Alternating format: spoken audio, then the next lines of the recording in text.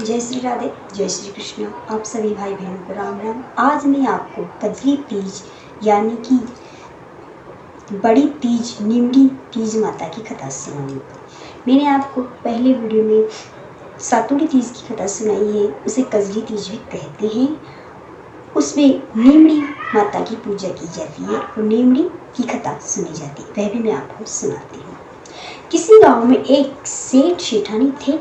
उसके पास धन तो बहुत था, लेकिन पुत्र नहीं था। तो सेठानी ने भादवे बड़ी तीज का व्रत किया और तीज माता से कहा, हे निमड़ी माता, मेरा बेटा हो जावे तो मैं तेरी 1.25 मन का सत्तू चढ़ाऊंगी। तीज माता की कृपा से 9वें महीने सेठानी के यहाँ बेटा हो गया, लेकिन सेठानी ने निमड़ी माता को सत्तू नहीं चढ़ाया। सेठानी के 7 बेटे हो गए, लेकिन सेठानी ने सत्तू नहीं चढ़ाया। पहला बेटा विवाह योग्य हुआ, लड़की को ब्याह हुआ। पहले दिन सुहाग रात को सोया तो आधी रात को लड़की को सांप डस गया और वह मर गया। उस तरह उसके 6 बेटों का विवाह हुआ और 6 के 6 बेटे मर गए। 7वें बेटे की सगाई आने लगी, लेकिन सेठ शेठानी मना करने लगी। गांव वालों के बहुत कहने पर समझाने पर सेठ शेठानी शादी के लिए तैयार होगी। तब सेठानी ने कहा, गांव वाले नहीं मानते तो उनकी सगाई बहुत दूर देश में करना। सेठानी सगाई करने के लिए घर से चले और चलते चलते बहुत दूर एक गांव में आए। वहां 4-5 लड़कियां खेल खेल रही थी। एक लड़की मिट्टी के घर बनाकर सभी लड़कियां मिट्टी के घर बना के तोड़ रही थी। उनमें से एक लड़की ने कहा, मैं तो अपना घर बनाया है तो नहीं तोड़ूंगी, क्योंकि घर को बनाने में जितना टाइम लगता है तोड़ने में उतना नहीं लगता, इसलिए मैं अपना घर नहीं तोड़ूंगी, मैं तो अपने घर को खुशियों से सजाऊंगी। ये बातें सुनकर सेठ शेठानी को बहुत प्रसन्नता हुई और वह सोचने लगे कि यह लड़की हमारे लड़के के लिए बहुत ठीक रहेगी। वह लड़की खेल कर अपने घर जाने लगी तो वह सेठ शेठानी उसके पीछे पीछे चले गए। लड़की के माँ बाप से मिले और बातचीत की करके अपने लड़के की सगाई उस लड़की के साथ पक्की कर दी। जब विवाह के दिन पक्का कर दिया और घर आकर विवाह की तैयारी करने लगी।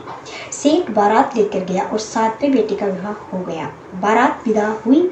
लंबा सफर होने के कारण माँ ने लड़की से कहा कि रास्ते में ये सत्तू व सींग डाल रही हूँ, रास्ते में कहीं नीमड़ी पर शाम को निमड़ी माता की पूजा करके सत्तू पास लेना, वह कल्पना निकालकर सासू जी को दे देना। धूमधाम से बारात चली। रास्ते में तीज का दिन आया। ससुर जी ने बहू को खाने को कहा तो बहू ने कहा कि आज तो मेरे तीज माता का उपवास है, शाम को निमड़ी माता का पूजन करके ही भोजन करूंगी। एक दिन कुएं पर निमड़ी नजर आई तो सेठ जी ने गाड़ी रोक दी। बहू निमड़ी माता की पूजा करने लगी। निमड़ी माता पीछे हट गई तो बहू ने कहा, हे माता, मुझसे पीछे क्यों हट रही हो? इस पर निमड़ी ने कहा, तेरी सास ने बोला पहला पुत्र हो जाने पर सत्तू चढ़ाऊंगी, पर याद नहीं रखा। बहू बोली, माता हमारी भूल माफ करो, मैं आपको सत्तू चढ़ाऊंगी। मेरे 6 जेठ को वापस लौटा दो, वह मुझे पूजा करने दो। माता नववधू की भक्ति व श्रद्धा से प्रसन्न हो गई और बहू ने निमड़ी माता का पूजन किया और चांद्र को अर्घ्य दिया और सत्तू पास लिया और ससुर जी को कल्पना दे दिया। प्रातःकाल होते ही बारात अपने नगर को लौट आई।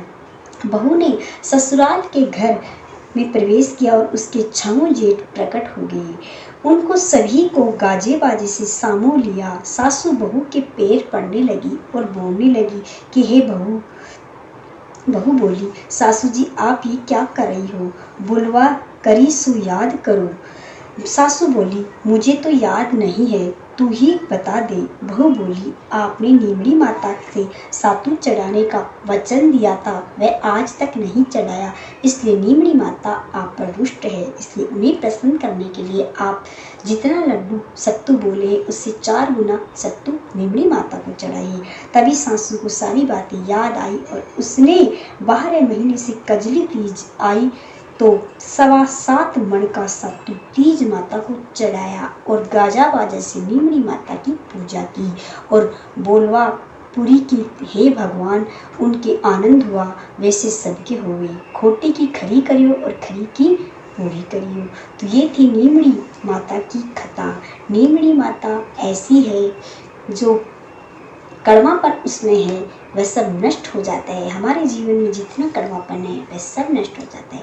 नीम की एक डाली ले और उसकी अपने विधि विधान से पूजा करे और उससे वर मांगे कि मेरे सुख और सौभाग्य को प्रदान करना, तो वह इतनी सरल और इतनी सीधी है कि छोटी सी प्रसन्नता से, छोटी सी पूजा से वह इतनी प्रसन्न होती है कि हमें मनवांछित फल प्रदान करती है। इसलिए नीमड़ी माता की कथा पूजा सुननी चाहिए, व्रत उपवास रखना चाहिए और शाम को अर्घ्य देके भोजन करना चाहिए। सत्तू पहली बार सत्तू ही लेना चाहिए, हो सके तो सत्तू खाकर भी हम रह लें, ये बहुत अच्छी बात है। 12 वर्ष तक इस व्रत को करें और 13वें वर्ष में इसका उद्यापन करें। 13वें वर्ष में उद्यापन करते समय हमें 13 स्त्रियों को भोजन कराना चाहिए।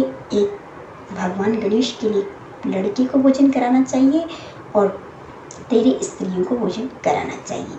2 किसी बूढ़ी महिलाओं को भोजन कराना चाहिए जो भगवान की डोकरियाँ कहलाती है, उनको भी कराना चाहिए। उनका कराने से भी पुण्य प्राप्त होता है। तो ये थी तीज माता की कथा। आपको कैसी लगी? अच्छी लगी तो मेरे चैनल को लाइक करें, शेयर करें, सब्सक्राइब करें। आपका बहुत बहुत धन्यवाद। जय श्री राम, जय श्री